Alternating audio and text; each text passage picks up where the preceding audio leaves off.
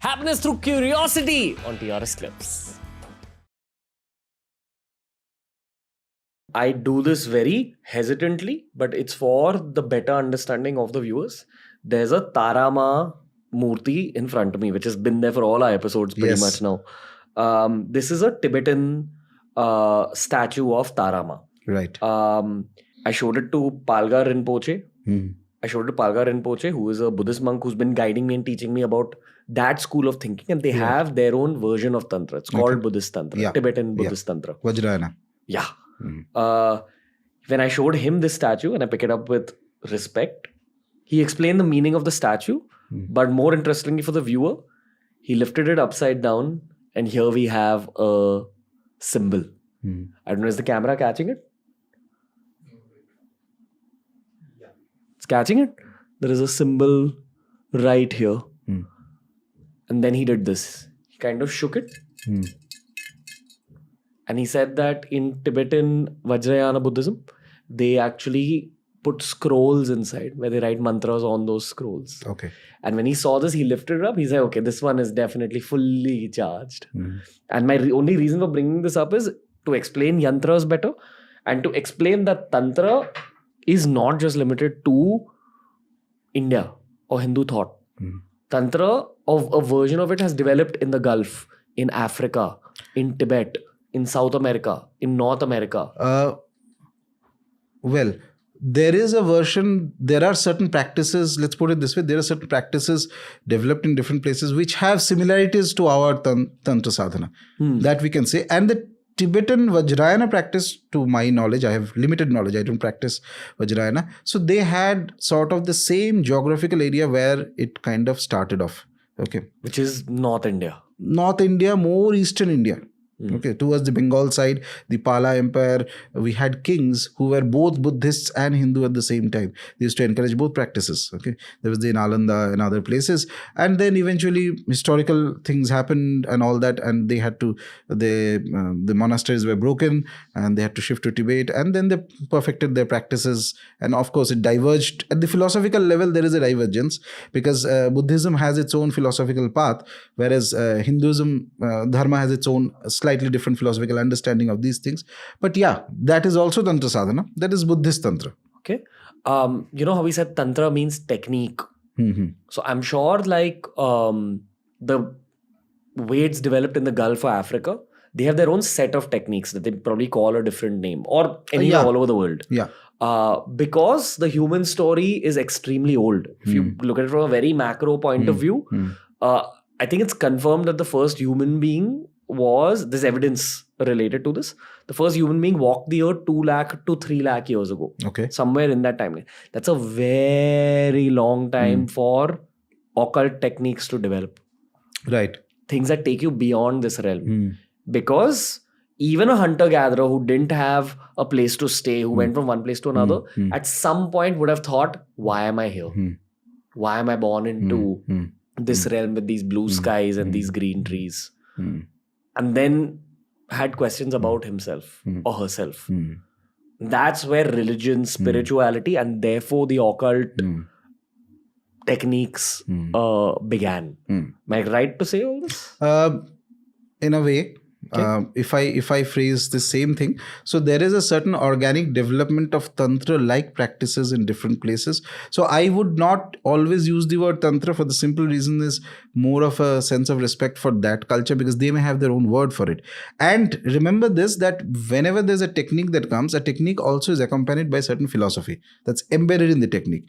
And that philosophy, that specific culture, that people is also going to mold that practice to their understanding. And that is human. That is perfectly all right. That is the way it is to be done. Okay. So there may be religions that will consider Tantra to be completely black magic. Okay. So you cannot, without their approval, you cannot use the word directly that, okay, you are also doing Tantra. Tantra has a very positive connotation in our space, even though, even within broad Hinduism, people have all sorts of ideas about Tantra. Thankfully, it is changing a bit. In Tibetans also, they call it Tantra. I guess they call it Tantra Vajrayana practices. So that is fine. So my only idea is that whenever a word is to be used, it is to be used considering that is it is the native practitioner using something like that? Okay, we can say Tantra-like practices are there. Okay. For this podcast, let's call it occult practices. Occult practices, yes. It's a very integral part of Tantra.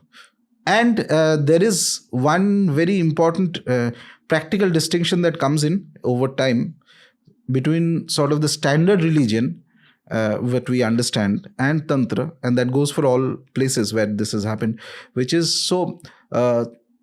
because of the prominence of Shakti Upasana. Mind you, Tantra can be there in Hinduism, for example, can be. So there are Tantric pujas, mantras, etc. even for Lord Rama.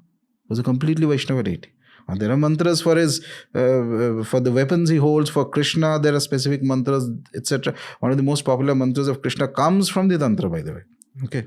Which is? I will not mention the mantra, but it's an 18 akshari. Everybody, all Vaishnavas know it, by the way. I'm sure. Hare Krishna? No, that's not. That is the one that was given to everybody to chant. You don't need specific things, but there is a specific mantra of Gopala form of Krishna, which is beautiful. If you do the sadhana of it, I've done it once. It's wonderful. The right way, if it is correctly done, you will start having certain experiences of the deity. So Tantra is a way of approaching a devata. Tantra is not a standalone. Along with it, there is mantra sadhana, there is yantra, and of course, there is an overarching philosophical aspect of it. Tantra also, on a practical aspect, Tantra looks, as I said, it looks at the surroundings. Okay, it's the belief is that the mother, which we call Mahashakti, she has created this world. So she is the one who has come here and formed everything. But while forming, she has sort of curtailed her own powers to the level that there is almost everywhere there's ignorance.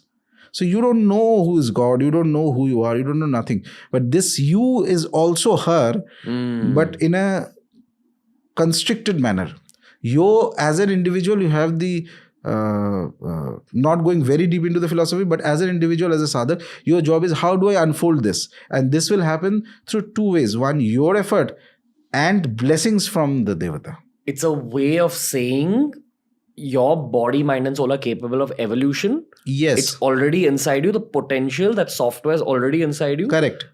Are you willing to put in effort and right, belief and emotion into right, unlocking your true potential? Right.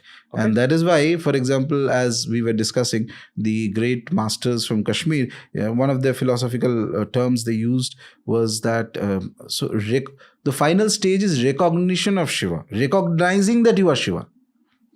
So you are not discovering, you are recognizing. Through unlocking your own Shakti. Yes, through the practices, because Shakti is the gulf between that and she is the one who has come down. Okay, she is the one who has created everything.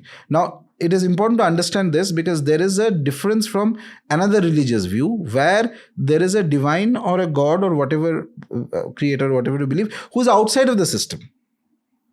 That is not part of Tantra. Tantra doesn't look at it that way. Yeah, we believe that there is a mother who is imminent. Imminent means embedded inside, who is also transcendent, is outside. Both are equally true. And our job is we start with the imminent and slowly move upwards through sadhana. So at the end of your sadhana, not at the end, when you reach a certain point of progress, yeah, your Kundalini awakens. Yes, Kundalini awakens, yes, that is to there. That will happen. And this is what you're trying to say in terms of you unlock your own Shakti. Yes. What I'm trying to say is that Tantra starts with... So Shakti Upasana is like this.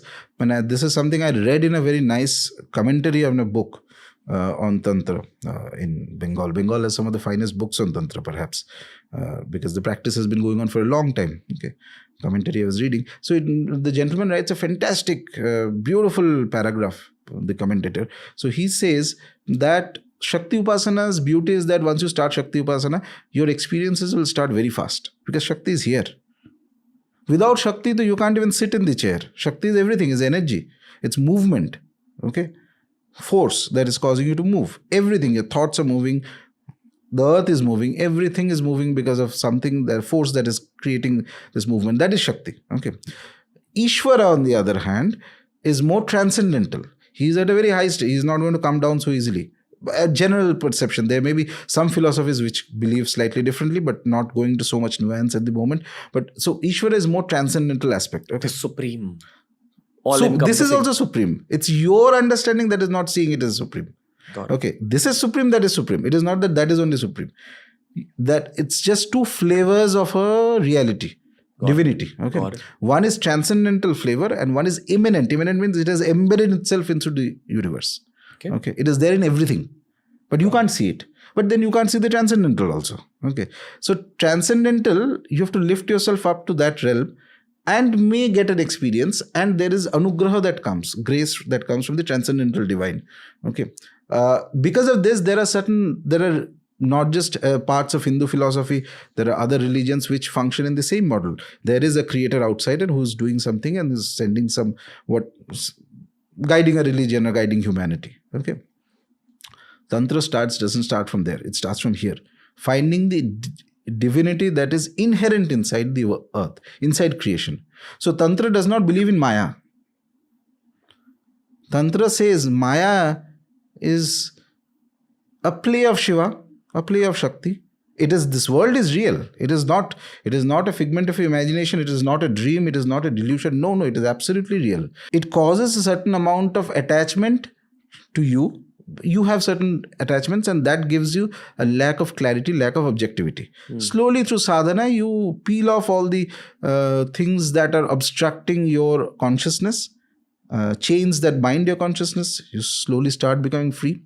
Okay, so this is more or less the idea. So Tantra sadhana, coming to the point from where we started. So a practice that may have been prevalent perhaps in ancient Egypt or as you mentioned, Africa, other places. So when you see something that takes into account the organic environment in which it is happening and elements from that environment and use elements from the environment, that is very much Tantra-like. On the other hand, if you believe that no, all this is whatever is there around me in the physical plane is all ignorance or wrong, and there is a creator who is outside and above, etc., and I only do worship of that creator, that is not Tantra. Got it. Okay. There are tribes present in India today as well. Okay. In like the deep forests. They also engage in a format of Tantra? You can call that. Tantra is very vast. So as we had while the central idea of Tantra is to worship the Devatas in a very real manner, there is also darker aspects also involved in it. So yes, there are tribes who practice Tantra. Tantra is very similar to even the folk religions. That you can call them various folk religions that are there are also highly influenced by Tantra, or that's a form of Tantra. Folk Tantra, you can call it, something like that. Something that starts with an organic understanding of your environment. Your place, Desh, Kal becomes very important. What is the place? What is the time? A tantric ritual when is to be performed.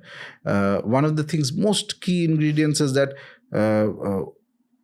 what is the time? Time means, as we were discussing, Devatas have their own tithis and all that. So if you have to worship Ma Kali, for example, Amavasya is a very good time. Amavasya is... New moon is ideal for her. Okay. So for some other deity, it could be something else. So time becomes crucial. Ingredients become crucial. Ingredients means what is it that you have to offer to her? What is it that she likes?